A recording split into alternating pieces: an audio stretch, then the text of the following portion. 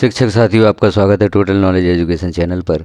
इस चैनल पर आज हम एक महत्वपूर्ण आदेश देखेंगे। मध्य प्रदेश राजपत्र असाधारण प्राधिकार से प्रकाशित। इसमें क्या जानकारी दी गई है, इसे हम देखते हैं। यह है आदेश। यह राजपत्र स्कूल शिक्षा विभाग मंत्रालय बल्लभ भवन भोपाल द्वारा जारी किया गया है।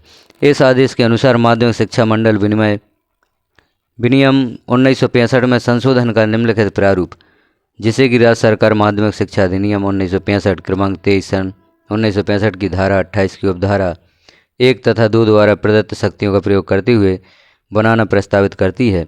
उक्त अधिनियम की धारा 28 की उपधारा 3 द्वारा अपेक्षित किए गए अनुसार उन समस्त व्यक्तियों की जिनसे उससे प्रभावित होने की संभावना है, जानकारी के लिए एतद द्वारा प्रकाशित किया जाता है और एतद द्वारा यह सूचना दी जाती है कि इस सूचना के मध्य प्रदेश राजपत्र में प्रकाशित होने की तारीख से 15 दिवस का अवकाश होने पर संशोधन के उक्त प्रारूप पर विचार किया जाएगा। किसी भी ऐसी आपत्ति या सुझाव पर जो संशोधन के उक्त प्रारूप के संबंध में किसी व्यक्ति से ऊपर विनिर्दिष्ट कालावधि के अवसान पर या उससे पूर्व प्राप्त हो राज्य सरकार द्वारा विचार किया जाएगा। कुछ संशोधन किए गए हैं। यहाँ पर किस संबंध में संशोधन किए गए हैं उन्हें हम देखते हैं। उक्त विनियमों में अध्याय 19 के स्थान पर निम्नलिखित अध्याय स्थापित किया जाए, अर्थात 139 जो बिंदु दिया गया है, माध्यमिक शिक्षा मंडल हाई स्कूल तथा हायर सेकेंडरी के लिए 2 परीक्षाएं आयोजित करेगा। अब माध्यमिक शिक्षा मंडल हाई स्कूल तथा हायर सेकेंडरी के लिए 2 परीक्षाएं आयोजित करेगा।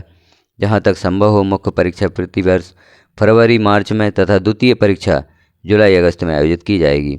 ऐसे छात्रों को जो द्वितीय परीक्षा में बैठने वाले हों, द्वितीय परीक्षा का परीक्षा फल घोषित होने तक मंडल या महाविद्यालय द्वारा संबद्धता प्राप्त संस्था के प्रधानाचार्यों द्वारा अगली उच्चतर कक्षा में अपनी जोखिम पर प्रवेश लेने की अस्थायी अनुमति दी जा सकेगी और ऐसे अभ्यर्थियों की द्वितीय परीक्षा में उत्तीर्ण घोषित किए जाने की दशा में उनकी उपस्थिति की गणना की जाएगी।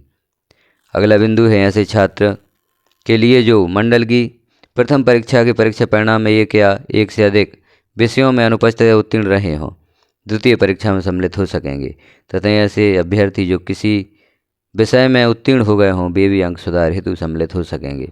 तो यहाँ पर जो राजपत्र दिया गया है हाई स्कूल एवं हायर सेकेंडरी के लिए 2 परीक्षाएं आयोजित करने के संबंध में है। एक परीक्षा फरवरी मार्च में तथा द्वितीय परीक्षा जुलाई अगस्त में होगी और इसमें पहली परीक्षा के किसी विषय में अनुपस्थित छात्र भी दूसरी परीक्षा में बैठ सकेंगे और यदि वह अंक सुधार करना चाहते हैं किसी विषय में, यदि उन्हें पहली परीक्षा में कम अंक प्राप्त होते हैं तो उन विषयों की परीक्षा द्वितीय परीक्षा में वह कर सकेंगे, द्वितीय परीक्षा में बैठ सकेंगे और अंक सुधार हेतु उन विषयों में दोबारा से परीक्षा दे सकेंगे। तो यह है जो राजपत्र है, यह हाई स्कूल और हायर सेकेंडरी की 2 परीक्षाएं आयोजित करने से संबंधित है। अब आगे देखते हैं हम प्रथम परीक्षा में उत्तीर्ण रहे छात्र भी एक या एक से अधिक विषयों में द्वितीय परीक्षा में सम्मिलित होने हेतु पात्र होंगे। प्रायोगिक विषयों में कोई छात्र प्रथम परीक्षा की प्रायोगिक या आंतरिक परीक्षा के केवल अनुत्तीर्ण भाग में सम्मिलित होने के लिए पात्र होगा और द्वितीय परीक्षा में सम्मिलित होने के लिए छात्र को निर्धारित शुल्क के साथ परीक्षा आवेदन पत्र भरना अनिवार्य होगा। किंतु द्वितीय परीक्षा के दौरान छात्र द्वारा प्रथम परीक्षा में लिए गए विषय में परिवर्तन की अनुमति नहीं दी जाएगी।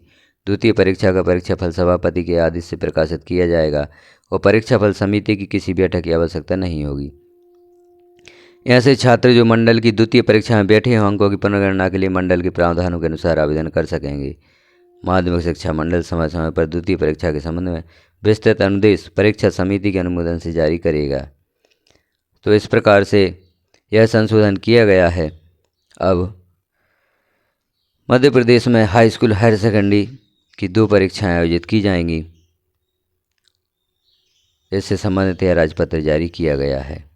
तो इस जानकारी को आप ध्यानपूर्वक देखें और जो 2 परीक्षाओं से संबंधित दिशा निर्देश हैं, 2 परीक्षाओं से संबंधित राजपत्र जारी किया गया है, इसका आप अध्ययन करें।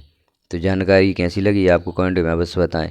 चैनल पर पहली बार है तो चैनल को सब्सक्राइब भी अवश्य करें, बेल आइकन को क्लिक ऑल पर प्रेस कर दें ताकि जैसे ही अन्य कोई महत्वपूर्ण जानकारी चैनल पब्लिश की जाती है तो वह नोटिफिकेशन के रूप में आपको प्राप्त हो सके। इस चैनल पर आपको शिक्षा विभाग से संबंधित विभिन्न जानकारियाँ उपलब्ध कराई जाती हैं।